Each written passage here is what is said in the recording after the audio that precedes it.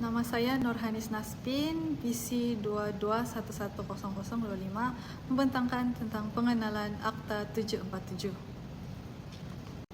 Kita pergi kepada pengenalan iaitu Akta Kesalahan Keselamatan iaitu langkah-langkah khas 2012. Didefinisikan sebagai suatu akta untuk mengadakan peruntukan bagi langkah-langkah khas yang berhubungan dengan kesalahan keselamatan bagi maksud mengekalkan ketenteraman awam dan keselamatan dan bagi perkara yang berkaitan dengannya. Daripada definisi akta tersebut, terdapat tindakan yang telah diambil atau lanjutan diancam oleh sekumpulan besar orang di dalam dan luar Malaysia, antaranya ialah menyebabkan keganasan terancang terhadap orang atau harta, atau menyebabkan sebilangan besar warga negara takut akan keganasan. Kedua ialah memudaratkan ketenteraman awam di dalam persekutuan atau mana-mana bahagiannya, atau yang memudaratkan keselamatan persekutuan atau mana-mana bahagiannya. Yang ketiga ialah membangkitkan perasaan tidak setia terhadap Yang di-Pertuan Agong. Yang keempat, mendapatkan perubahan selain dengan cara yang sah apa-apa jua yang ditetapkan melalui undang-undang. Tafsiran dalam akta ini boleh dikontekskan dalam beberapa bahagian, iaitu pertama, kesalahan keselamatan artinya kesalahan sebagaimana yang dinyatakan dalam jadual pertama. Yang kedua ialah mahkamah, artinya mahkamah seksyen.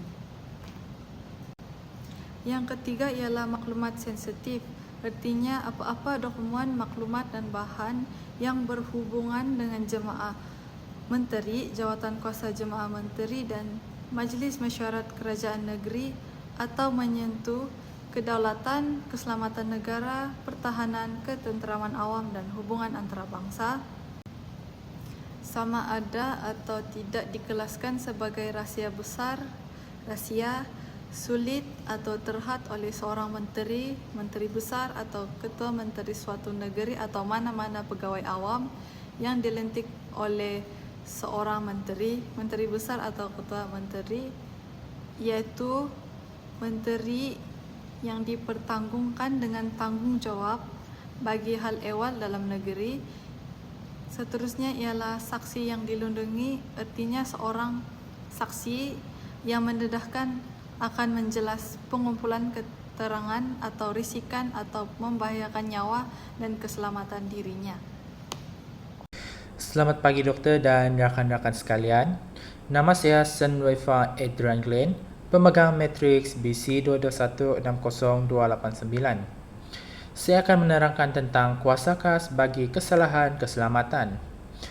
Kuasa khas bagi kesalahan keselamatan ini merujuk kepada tindakan undang-undang yang dikenakan terhadap individu atau pihak yang melanggar peraturan atau undang-undang keselamatan yang telah ditetapkan. Hal ini dikatakan demikian kerana ia bertujuan untuk memastikan peraturan keselamatan dipatuhi sekaligus mengurangkan risiko, kecederaan, kerosakan atau bahaya kepada orang ramai dan harta benda. Penangkapan dan penahanan antaranya adalah yang pertama, seorang pegawai polis boleh tanpa waran menangkap dan menahan mana-mana orang yang berkenaan dengannya. Dia mempunyai sebab untuk mempercayai terlibat dalam kesalahan keselamatan. Kedua, seorang yang ditangkap di bawah subsection 1 hendaklah dimaklumkan dengan seberapa segera yang boleh alasan dia ditangkap oleh pegawai polis yang membuat tangkapan itu. Yang ketiga, tiada seorang pun boleh ditangkap dan ditahan di bawah seksyen ini semata-mata atas kepercayaan politiknya atau aktiviti politiknya. Yang keempat, orang yang ditangkap dan ditahan di bawah subsection 1 itu boleh ditahan untuk tempoh selama 24 jam bagi maksud penyiasatan. Kuasa untuk memintasi komunikasi antaranya ialah Yang pertama, walau apapun mana-mana undang-undang bertulis yang lain, jika pendakwa raya berpendapat bahawa sesuatu berkemungkinan mengandungi apa-apa maklumat yang berhubungan dengan berlaku sesuatu kesalahan keselamatan, boleh membenarkan mana-mana pegawai polis atau mana-mana orang lain bertujuan untuk memintasi, menahan dan membuka apa-apa barang pos dalam masa pengantaran melalui pos, dan memintasi apa-apa mesej yang dihantar atau diterima oleh mana-mana komunikasi, atau mendengar apa-apa perbualan melalui mana-mana komunikasi. Yang kedua, pendakwa raya. Jika pendakwa raya berpendapat bahawa sesuatu berkemungkinan mengandungi apa-apa maklumat yang berhubungan dengan komunikasi, sesuatu kesalahan keselamatan yang boleh menghendaki pemberi perkhidmatan komunikasi untuk memintasi dan menyimpan komunikasi tertentu atau komunikasi daripada perihal tertentu yang diterima dan dihantar oleh pemberi perkhidmatan komunikasi itu. Dan yang ketiga, walau apapun Subsection 1, seorang pegawai polis berpangkat tidak rendah daripada penguasa polis yang boleh memintasi, menahan dan membuka apa-apa barang pos dalam masa pengantaran melalui pos, dan memintasi apa-apa mesej yang dihantar atau diterima oleh mana-mana komunikasi. Nama saya Silau Henry, memegang nama metrik BC 2216-0233. Saya akan membentangkan tata cara khas berkaitan peranti pengawasan elektronik. Peranti pengawasan elektronik adalah untuk memantau pergerakan individu di mana ia digunakan pada pergelangan kaki. Tujuan alternatif kepada penjara dan memastikan terhadap pematuhan terhadap undang-undang. Seterusnya ialah perundangan berkaitan. Yang pertama itu Akta Penjagaan Jenayah iaitu POKA pada tahun 1959 digunakan pada kes jenayah serius. Seterusnya ialah Akta Penjagaan Keganasan iaitu POTA pada tahun 2015 digunakan untuk pemantauan terhadap individu yang terlibat dalam keganasan. Seterusnya ialah arahan mahkamah di mana kelulusan yang diperlukan. Seterusnya ialah tata cara pemasangan pusat peranti pengawasan elektronik. Yang pertama yaitu melalui keputusan mahkamah, permohonan di mana permohonan oleh pihak berkuasa. Seterusnya ialah persetujuan bersalah di mana terlibat diberi. Seterusnya proses pemasangan dilakukan oleh pegawai terlatih saja, dan pengaktifan yaitu pemantauan bermula. Seterusnya ialah faedah penggunaan peranti pengawasan elektronik. Yang pertama yaitu melalui cost efektif, di mana peranti pengawasan elektronik ini lebih murah daripada penahanan. Seterusnya ialah pemantauan berterusan, di mana lokasi bersalah dapat dikesan menggunakan peranti pengawasan elektronik. Dan pemulihan sosial, di mana dengan menggunakan peranti pengawasan elektronik ini ia dapat mengesan bersalah berada dalam komuniti. Seterusnya ialah cabaran pelaksanaan. Yang pertama iaitu melalui masalah teknikal. Dengan adanya masalah teknikal, isyarat atau rasa peranti tidak dapat mengesan lokasi bersalah. Yang kedua iaitu hak privasi, di mana kebimbangan terhadap privasi bersalah dalam kalangan komuniti. Dan seterusnya ialah pemantauan, keperluan pemantauan yang cekap melalui peranti pengawasan elektronik. Selamat pagi dokter dan rekan-rekan sekalian. Nama saya Angelin Limin, memegang nomor matriks BC 22110038. Hari ini saya akan membentangkan tentang tata cara khas yang berhubungan dengan maklumat sensitif. Dalam konteks akta kesalahan keselamatan seperti akta kesalahan keselamatan dalam negeri (SUSMA) di Malaysia, terdapat tata cara khas yang perlu dipatuhi dalam pengendalian maklumat sensitif. Ini bertujuan untuk melindungi keselamatan negara menyekat penyebaran maklumat yang boleh membahayakan dan memastikan proses undang-undang yang adil. Antara tata cara khas yang berhubungan dengan maklumat sensitif ialah kerahasiaan maklumat. Sebarang maklumat yang berkaitan dengan keselamatan negara, risikan atau ancaman kepada negara harus dikendalikan secara rahasia dan tidak boleh didedahkan kepada umum. Hanya individu yang diberikan kuasa tertentu dibenarkan mengakses maklumat tersebut. Yang kedua, prosedur pengendalian maklumat. Maklumat sensitif perlu ditangani dengan prosedur yang ketat, termasuk pengawalan akses, penyimpanan selamat, dan pengesahan identiti bagi individu yang terlibat dalam pengendalian maklumat tersebut. Tata cara khas yang berhubungan dengan maklumat sensitif yang ketiga ialah pengecualian hak untuk pendedahan. Dalam beberapa case, tata cara khas menetapkan pengecualian dari hak pendedahan maklumat tertentu kepada pihak pembelaan dalam kes mahkamah, terutamanya jika pendedahan boleh membahayakan keselamatan negara atau memudaratkan penyesatan. Yang keempat pula ialah proses prosedur perundangan. Dalam perbicaraan yang melibatkan maklumat sensitif, mahkamah boleh menggunakan prosedur tertentu termasuk kawalan oleh hakim untuk memastikan bahwa maklumat tersebut tidak dibocorkan. Contohnya, penggunaan sesi tertutup untuk mendengar keterangan sensitif. Tata cara khas yang berhubungan dengan maklumat sensitif yang terakhir ialah akta perlindungan pihak terlibat. Ada juga tata cara yang melindungi individu yang terlibat dalam pengadilan maklumat sensitif, seperti pegawai keselamatan dan sumber risikan, dari sebarang bentuk ancaman atau bahaya. Oleh itu, tata cara khas ini seringkali diatur oleh undang-undang tertentu dan boleh berubah bergantung kepada keperluan keselamatan negara serta perundangan yang berkenan pada masa itu. Itu saja pembentangan saya hari ini. Sekian, terima kasih. Selamat sejahtera kepada semua. Nama saya Lim Jasin. Saya akan membentangkan tentang perbicaraan kesalahan keselamatan. Bagi Mahkamah Tinggi, semua kesalahan keselamatan mesti dibicarakan di Mahkamah Tinggi.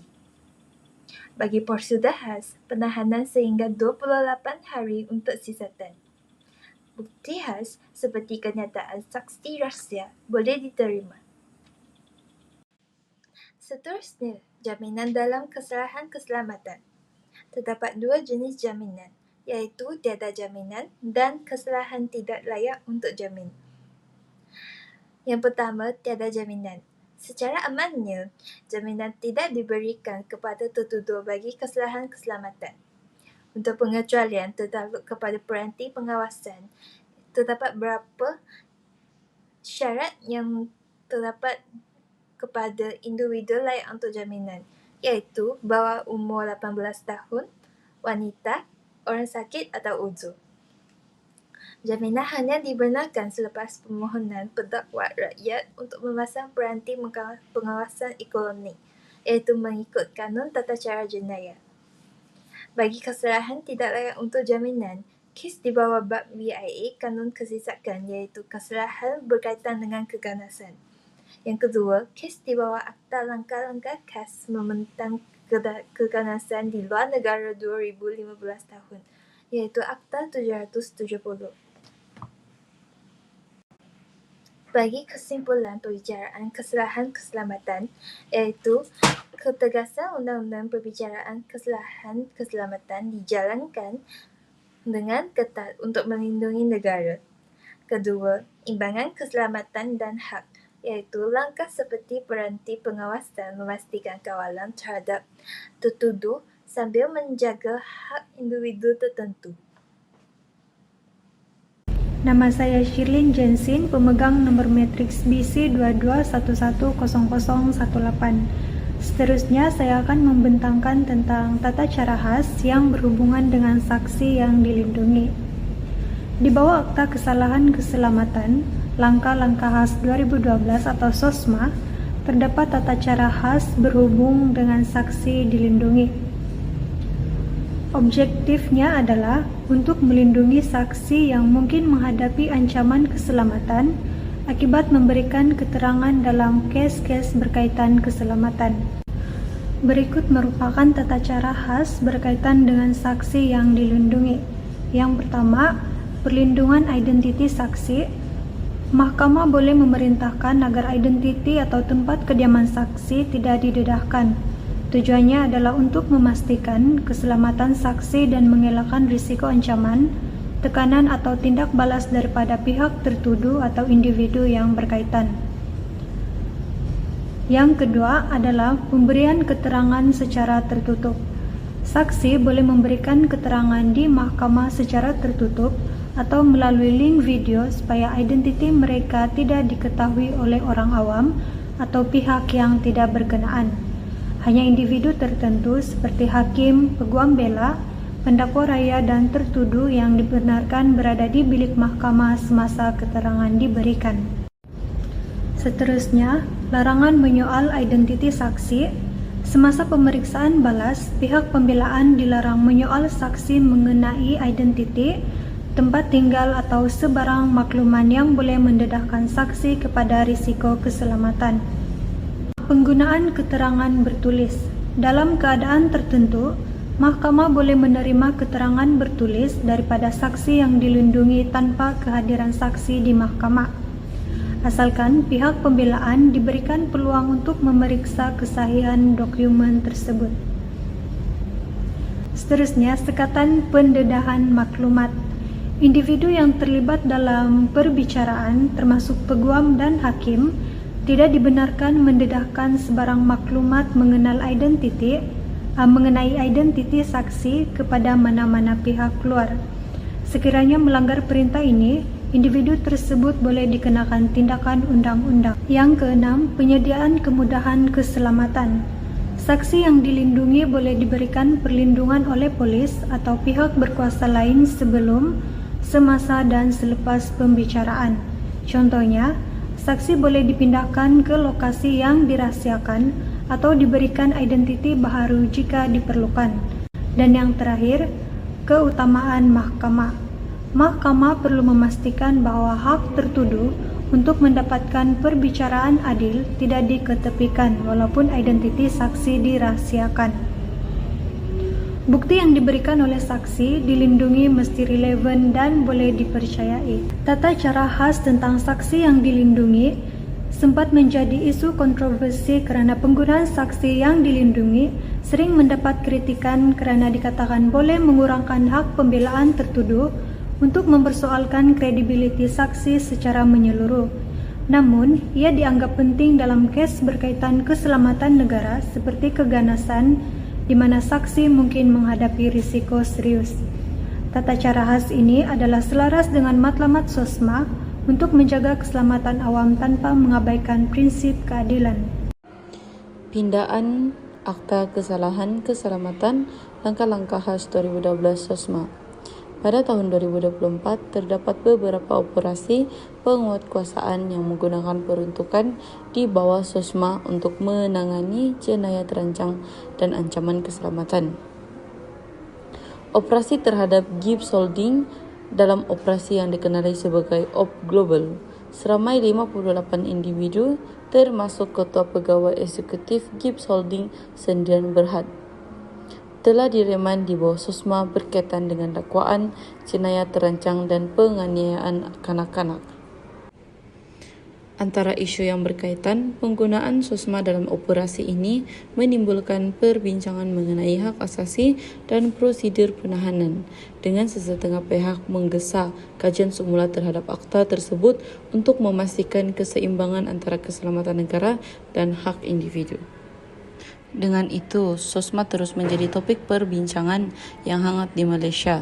Kerajaan perlu memastikan pelaksanaannya tidak menjejaskan prinsip keadilan dan kebebasan individu sambil melindungi keselamatan negara. Berdasarkan artikel daripada bernama yang dikeluarkan pada 10 Oktober 2024, terdapat 16 individu termasuk pengurus tertinggi GISPH ditahan semula di bawah Akta SOSMA 2012. Menurut Pengarah Jabatan Siasatan Jenayah Bukit Aman iaitu Datuk Seri Muhammad Suhaili Muhammad Sen, setakat 58 individu telah ditahan di bawah Akta SOSMA sejak Operasi Global dijalankan pada September 2024. Operasi Global ni merupakan operasi keselamatan yang dijalankan untuk memansuhi isu-isu global seperti keganasan, ancaman atau konflik antarabangsa keselamatan. Mengapa individu-individu ini ditahan di bawah Akta SOSMA? Kerana individu ditangkap semula kerana mereka telah menyebabkan keganasan terancang terhadap orang. Dan orang-orang yang dimaksudkan ini termasuklah wanita dan kanak-kanak yang telah menjadi mangsa-mangsa GISB sepanjang JSB ini ditubuhkan. Yang di mana keganasan ini menyebabkan mangsa-mangsa dan sebahagian besar warga negara kita takut akan keganasan tersebut. Dan individu ini juga telah memudaratkan ketenteraman dan keselamatan awam, yang di mana seperti kita tahu, kumpulan-kumpulan GISBH ini telah menyebarkan ajaran sesat dan telah melakukan pemerdagangan manusia.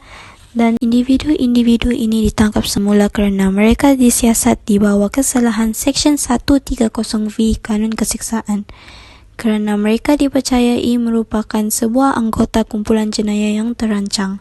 Mereka juga disiasat di bawah Seksyen 4-1 Akta Pencegahan Pengubahan Wang Haram dan Pencegahan Pembiayaan Keganasan 2001.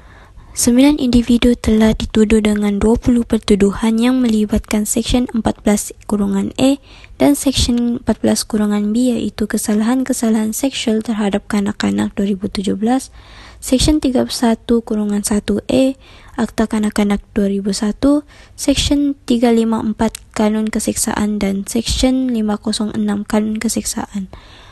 Seksyen 354 Kanun Keseksaan merupakan kesalahan untuk menyerang atau menggunakan kekerasan jenayah ke atas seseorang dengan niat hendak mencabul kehormatannya, manakala Seksyen 506 merupakan seksaan yang akan dikenakan bagi kesalahan menakutkan secara jenayah. Dua lagi individu disiasat di bawah Seksyen 12, iaitu anti pemerdagangan orang dan anti penyeludupan migran atau lebih dikenali sebagai ATIPSOM 2007.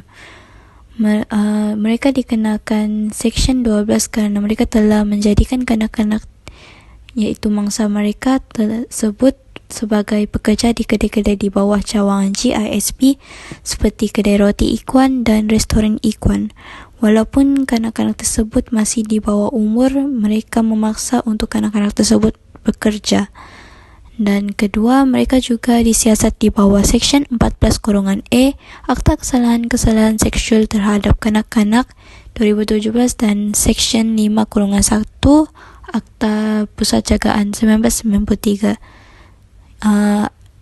Kesiasatan ini telah diberikan arahan tuduh oleh Jabatan Peguam Negara. Kedua-dua seksyen ini dikenakan ke atas mereka kerana kes di mana mereka telah melakukan penderaan seksual terhadap kanak-kanak di pusat jagaan kanak-kanak di bawah GISB. Kesimpulannya, Akta Kesalahan dan Keselamatan Langkah-Langkah Khas 2012 atau SOSMA diperuntukkan bertujuan untuk mengekalkan ketentraman dan keselamatan masyarakat dan negara. Kes GISB telah menjadi contoh kes terbesar di Malaysia yang disiasat di bawah akta ini kerana mereka telah melakukan kes jenayah terancang bertahun lamanya.